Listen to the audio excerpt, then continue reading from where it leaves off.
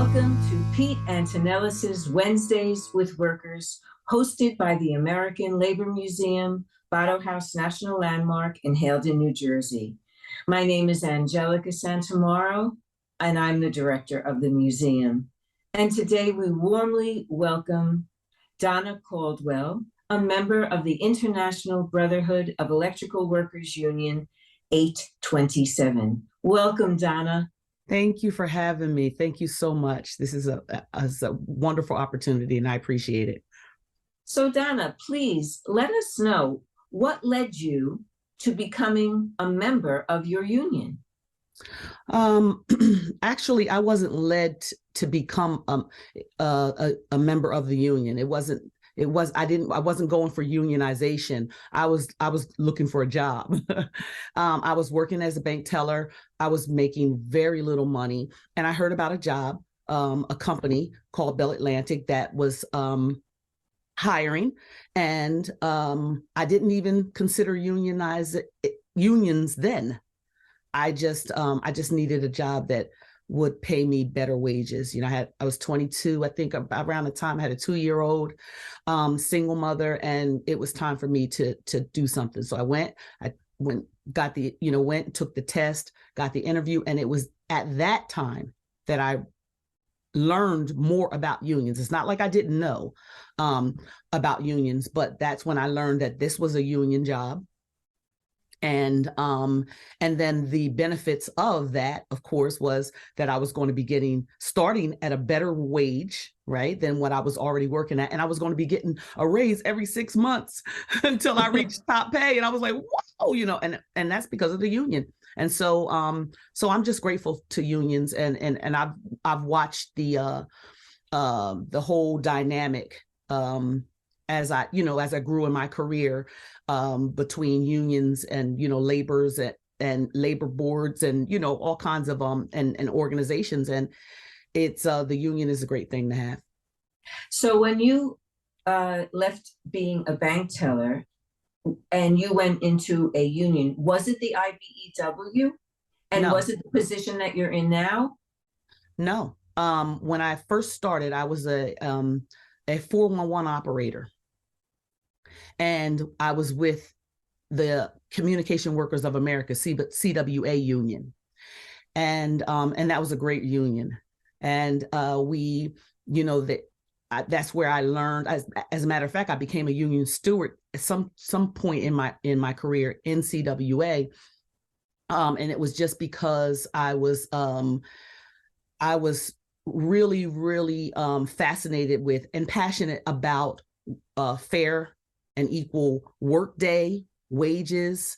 I saw how without a union, personalities and differences could greatly affect someone's livelihood.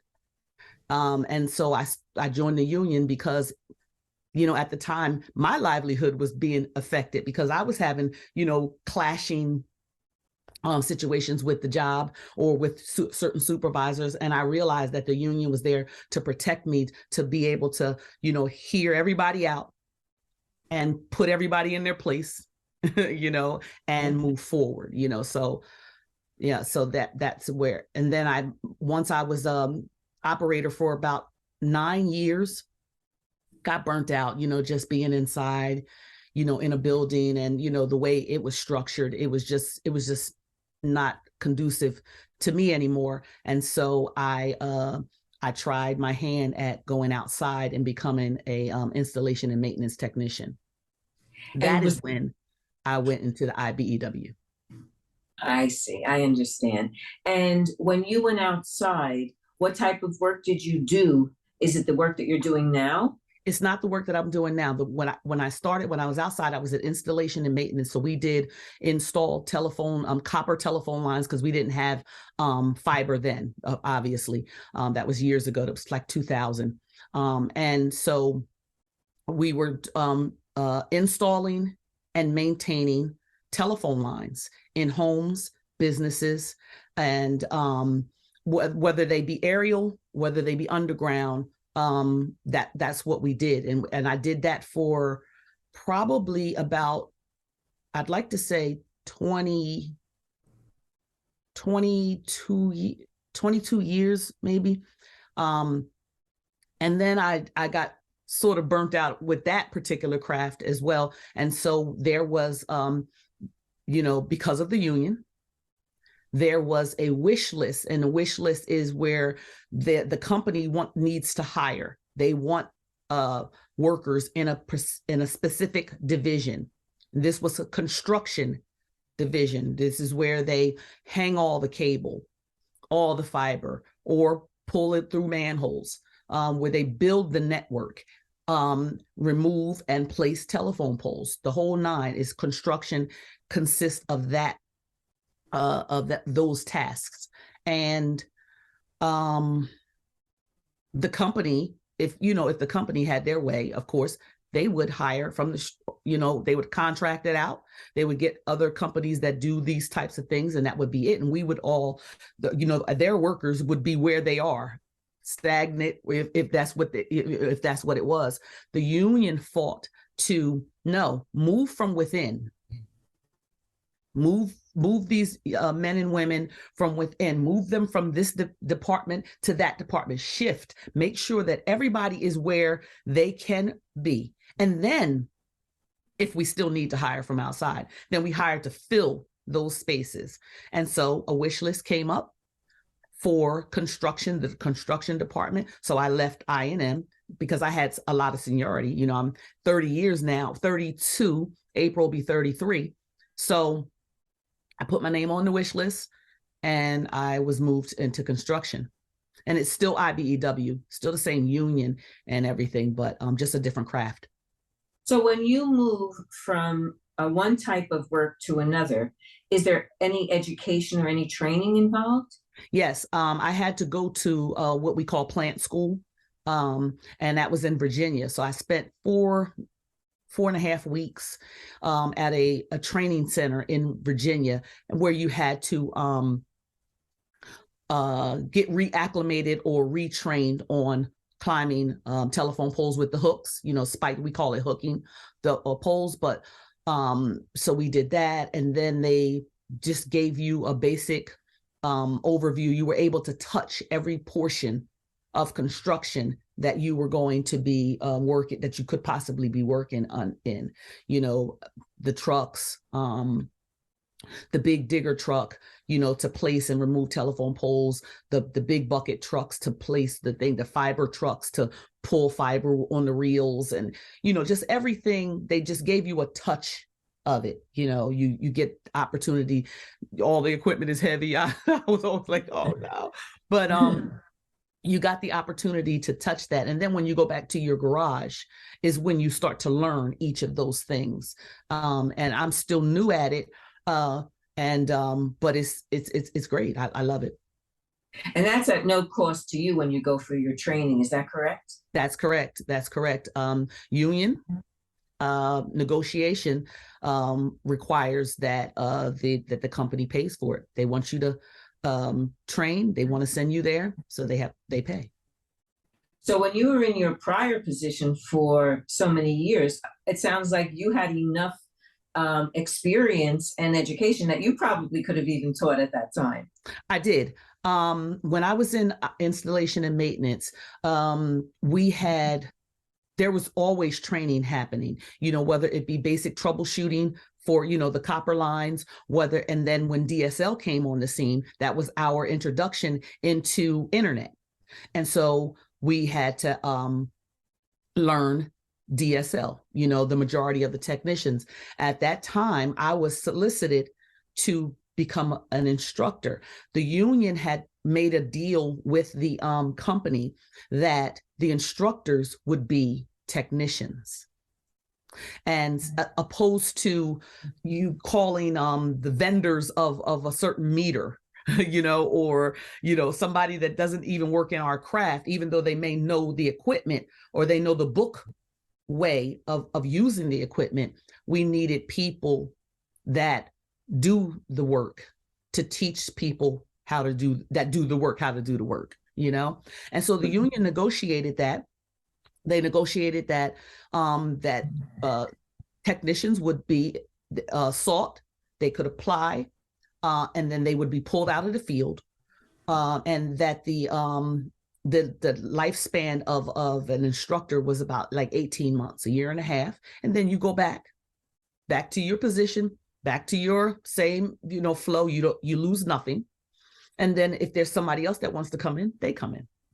And so I went in and I became an instructor, and it actually ended up lasting 4 years instead of 18 months. And so, but it was a good thing, because I got the opportunity to travel across New Jersey, teaching DSL, teaching climbing. I even, me and my partner, his name was Matt Hand, and we did what they called a rodeo, where we would go from garage to garage and recertify climbing, the managers as well, ladder safety, you name it, we did it. And it was pretty cool. I got the opportunity to meet just about everybody, And so when I stopped that when they closed the training center down. They literally said, okay, no more training. They closed the training center down. FIOS had just came on board. I helped to set up the FIOS sites, training sites. Me and my partner, along with the people that knew how to do it, we went from place to place, putting the hubs up just, for demonstration purposes. So I learned all of that stuff. And then they shut the training center down. But that didn't end my training career. I went back to my garage, and I was working right back as another as a technician again. And the director of construction, and I was in I&M, but I knew her, and she was acting vice president. Her name was Bernadette Phillips. She called my boss and said, do you think that Donna would be willing to come back out of the field and train another department? We had a subsidiary, or a installation and maintenance department called VCS or BAXI, and they were workers that did strictly basic installation and troubleshooting. Not troubleshooting so much, but the first step of troubleshooting. And he asked me, and I said, yes, I would do it. And so I met the director of VCS, and for about a year, I drove to Freehold, New Jersey, to the training center and trained classes each week for almost a year. That's wonderful. So you've worn a lot of hats. I have. In your union, and it sounds like you enjoyed each and every one of them. And what is your current official position? What is the name of your job that you have right now? The name of my job is, I am a construction lineman. And they didn't change the gender of that to line woman, right? But that's okay. No, and it's okay. It's okay with you. So tell me, when you were growing up, did you hear anything about unionism in your home? I didn't hear a lot about unionism, but however, when I decided as I was growing up, no. My father was a laborer. I mean, he worked so many really, dirty jobs, jobs that just, my poor dad. But I don't think that he was predominantly in a job that was labor driven. He, the job that I remember well was that he was a technician for Comcast Cable. He was one of the first technicians before they became Comcast Cable. When they started the company, it was like a NYT, New York Television or something cable, and then it went to Garden State Cable, and then once it grew, then that's when it became Comcast, and now I guess Xfinity. But they didn't have a union, and so it wasn't the best in terms of fairness, wages, and things like that. And so, but he always knew He knows, he's well versed in unions. And so when I decided that I was going to leave operator services and go outside to become a technician, he encouraged it 100%. And that was the first time that he really, really drove home the importance of unions with me. And he actually taught me more about what unions are about than I learned in my first, couple of years as a union member. So you mentioned that the union had benefits. What are other benefits other than the fact that your wages went up when you went from being a bank teller into being a 411 operator? I know that you said that you had job training, and what else? Are there any other benefits that you have access to? Yeah. Schooling.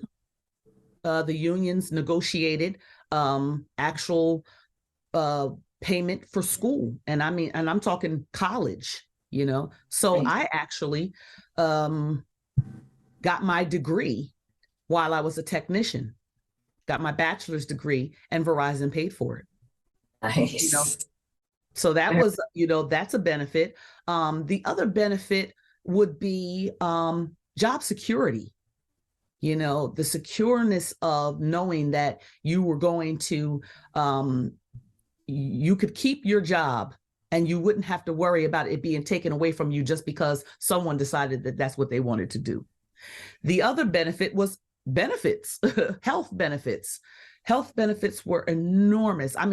They were out of this world. I had no worries when it came to my health and the health of my daughter. And one of the things that my father used to say when I was younger is, it's almost worth having a job, that job just for the benefits. Pay is an extra, because health benefits are very important. And without them, I don't know how anybody survives. And how about any retirement plans? Absolutely. We have a pension. And we also have a 401k.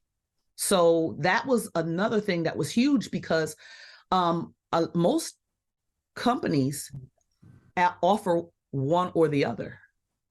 You know what I'm saying? And that's the way it was with Comcast. When I was talking to him, and they're not unionized, and they have a 401k.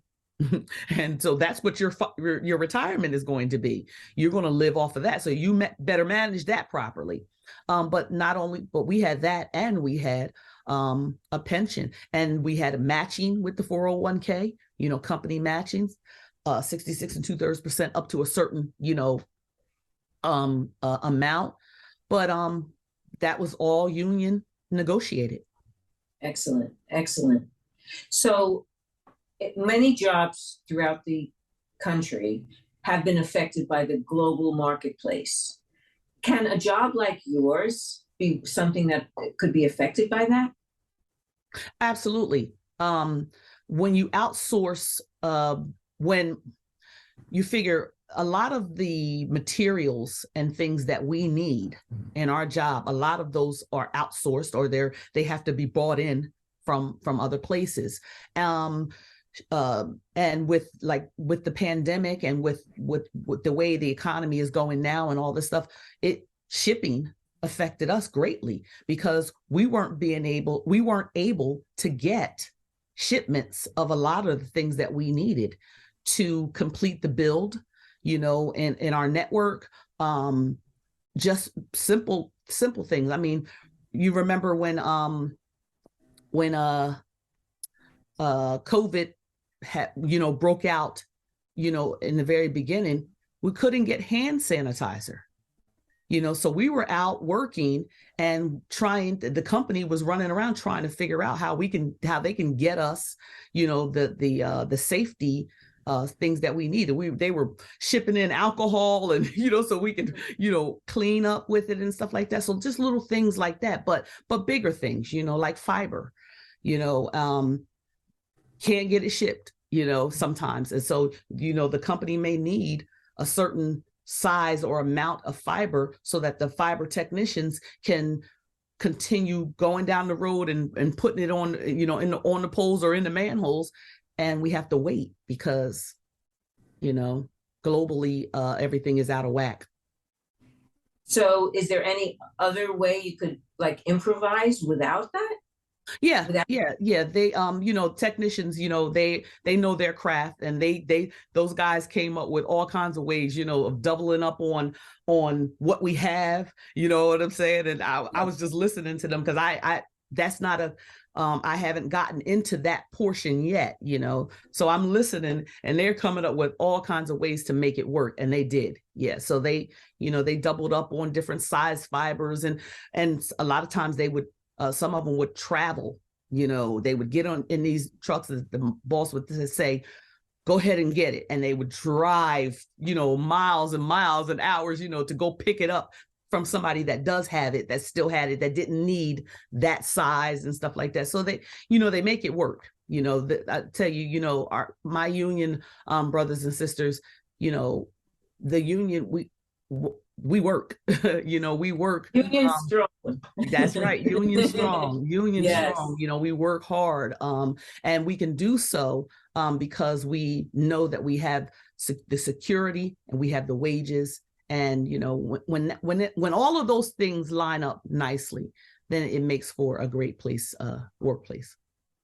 It certainly does. And let's just close this wonderful conversation that we had with your opinion. If unionism grew in this country, how would you see the result of how this country would be impacted? How do you think it would impact the nation? I think it would have an enormously positive impact on the nation, and I say this because not just because of wages, but because, well, let's talk about wages first, okay? They say the number one cause of divorce and breakdowns of families, okay, it's not infidelity, it's finances. When you can adequately support your family and you have access to health care because unions negotiated a good health care package, negotiated good wages, negotiated fair and equal pay, a fair day's pay for a fair day's work, okay? Then you have whole families, right? And if you have whole families, you have whole communities, and the growth that comes from that type of atmosphere or that type of way, it can't be anything but positive. You don't have people fighting and struggling, to just make it, because now there's a place for everybody and everyone can have access to the things that they need. So, and with great communities, you have a great world. It's simple as that. Amen. That's a beautiful way to close our conversation with you today, Donna. And we thank you so much for joining us. And we welcome you back at any time. Thank you for having me. This was wonderful. Thank you for having me. And you all, what you're doing is great. I appreciate your work. And I'm looking forward to seeing you soon. Thank you. Thank you.